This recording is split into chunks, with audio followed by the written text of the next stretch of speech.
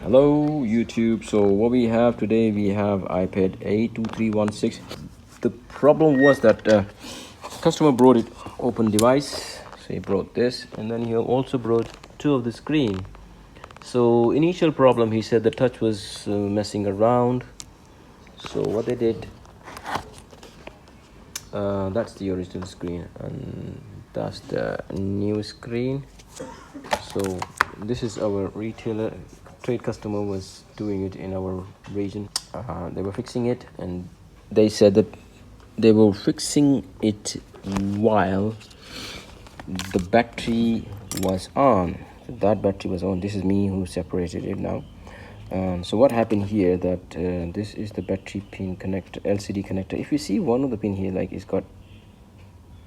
it's not very gold anymore, it's kind of burnt. Then I said, if it's burnt, then it's definitely is something to do with the backlight. Well, I didn't have a schematic at the time, so then I checked the reading on it. It was coming way too high up. So what did we do? We came on ZXW and then we checked here. So that was the pin. I'll show you which was the pin. So these are the pins. So this pin was like dark. It was not gold anymore. It was not very, clean connector anymore. So it was definitely had a spark here.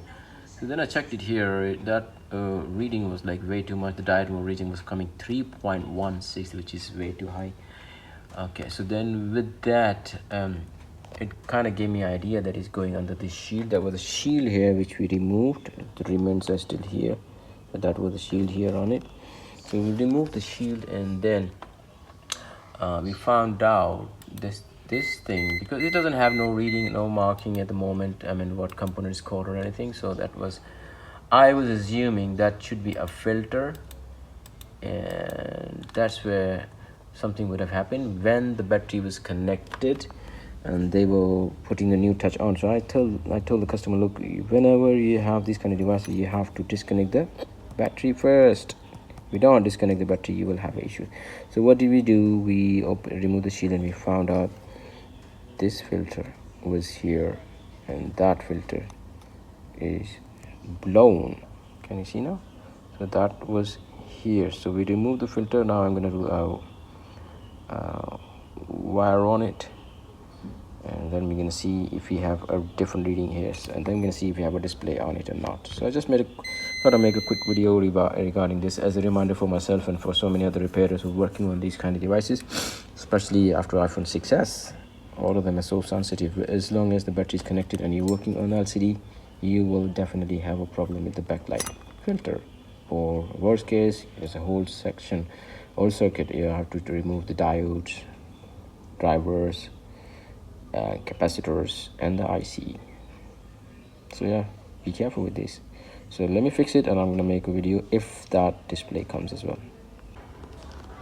Okay, so now we have restored the circuit of backlight. So I'm gonna check the diode mode reading, on that same probe, which we're getting 565.9,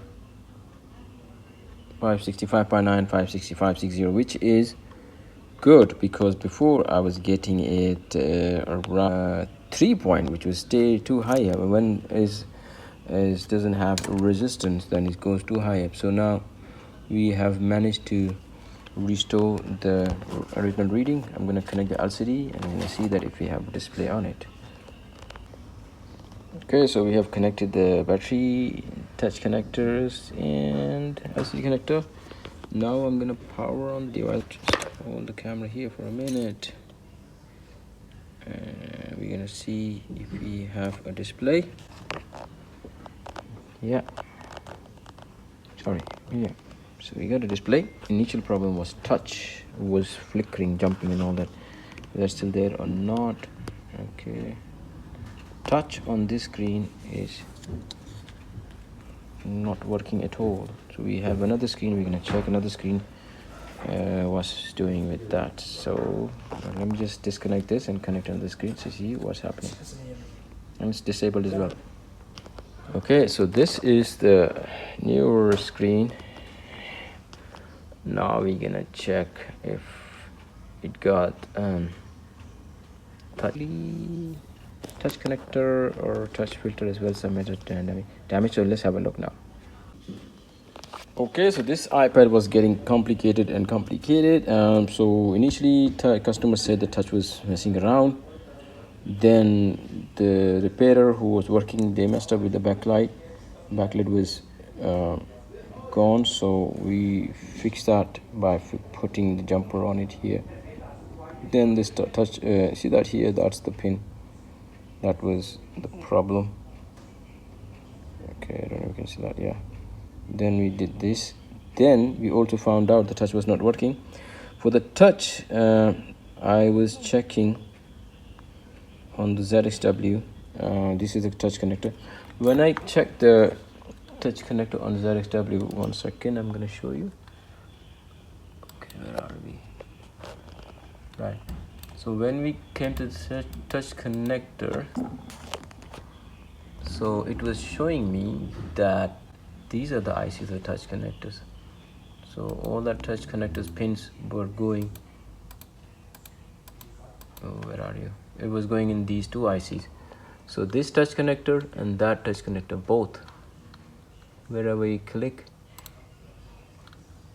the pins were going in these two ICs. So these two ICs were related to that. So when I was checking around that these two ICs, which are these, when I was checking around these two ICs, I found out that this cap, let me just zoom in, maybe you can see that, this cap and this resistor was short. And when I checked here, that's the resistor. So this resistor here, and that was the cap.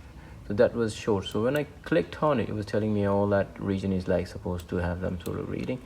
So then it was also going after the resistor. If I click the other side of the resistor, so these caps were like kind of messed up.